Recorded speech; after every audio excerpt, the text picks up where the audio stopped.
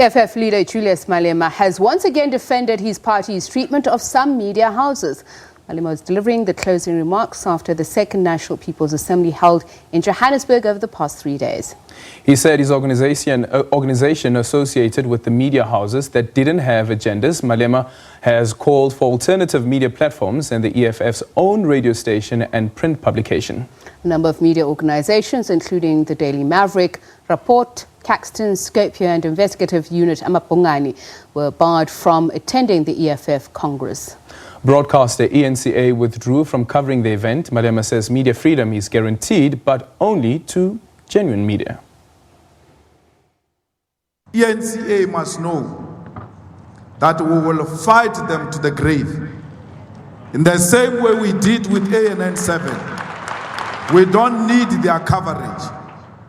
We don't exist because of the ENCA, which has got less than 500,000 viewership.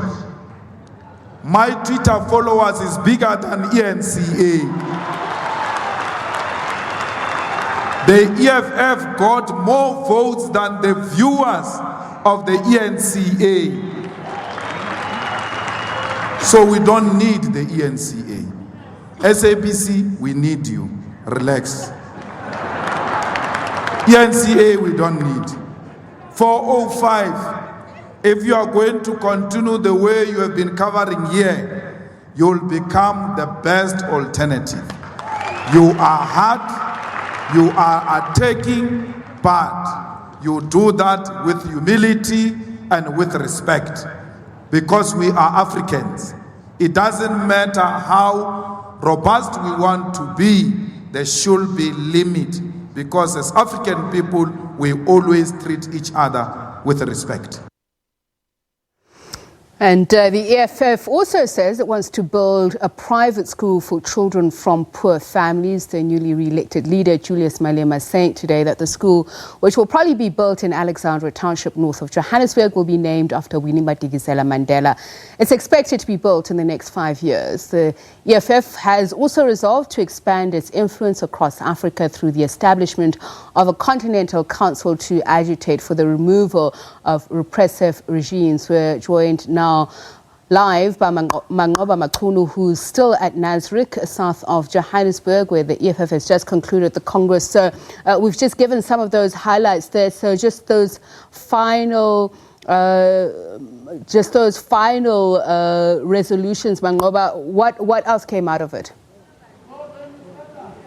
Well, certainly the EFF leader really stamping his authority today as he delivered his closing remarks here at this Congress, which has been here for 3 days now. And of course, talking to some of the issues, really not mincing his words on some of the leaders in his party. Of course, we did hear him before the leadership was elected, talking about some of the leaders who he said were not loyal to the party, but rather that they were loyal to their positions. And again, reaffirming some of his earlier statements about some of the leaders in the EFF who he says, of course, are personalizing these positions. And he says this is a trend that needs to stop. He says that all of those who have been elected have a duty to do, and they need to go to the ground and get to the ground and really garner support ahead of the 2021 local government elections. He also spoke of, again, the issue of privatization of SOE, saying that the party is not going to support the privatization of Eskom or either of those SOEs. But to unpack this and some of the resolutions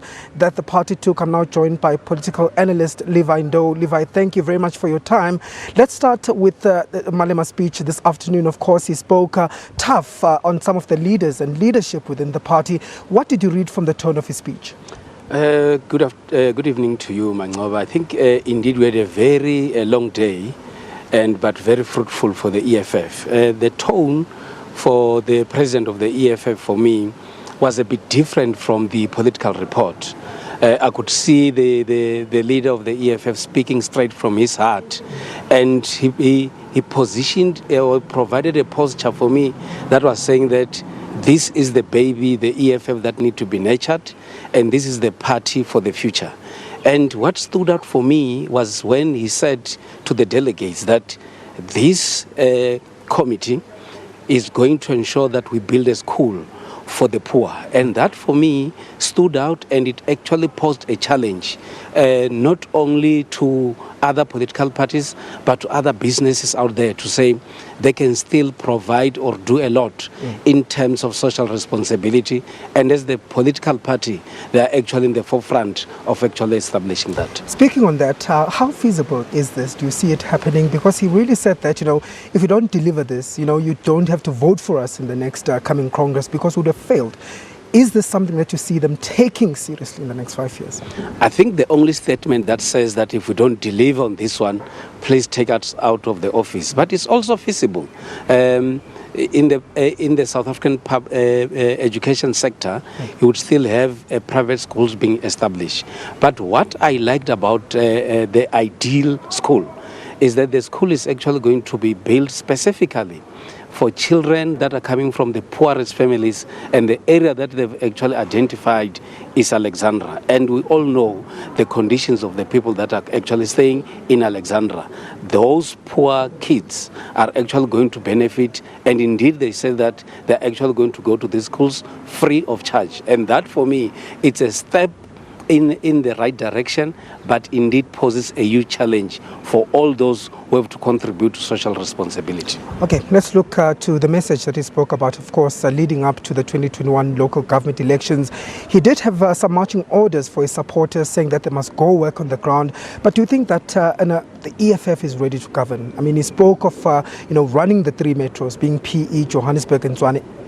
Is it actually ready for that? For me, the EFF has actually learned a lot, only just for participating in the so-called coalition in the 3 metros. But the line of march as presented by the CIC today is to say that if indeed we're serious about going to government, we need to start working as from today. If you recall in the press statement yesterday, when the CIC was asked a question about his dictatorship, he said, I'm not actually a dictator, I'm a hard worker. And he actually emphasized that to his members there today to say, if you want to become a councillor, immediately after this conference, we need to start working hard in order to ensure that we actually become a government. And also the emphasis that he made was to say, Tshwane, Johannesburg and Nelson Mandela, the EFF is actually ready to govern. But how do you see this affecting their relationships with their coalition partners, their previous coalition partners, the DA, for example, going forward, if their intent is to really lead in these municipalities? I think what we need to observe firstly is as to whether the relationship between the EFF and the DA has actually produced positive results.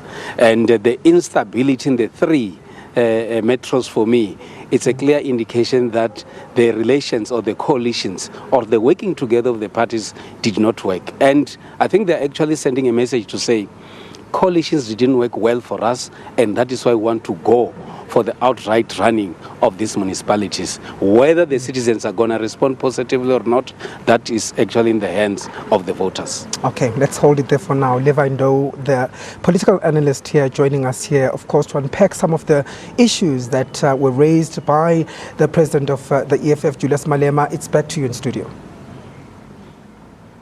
Thanks for that.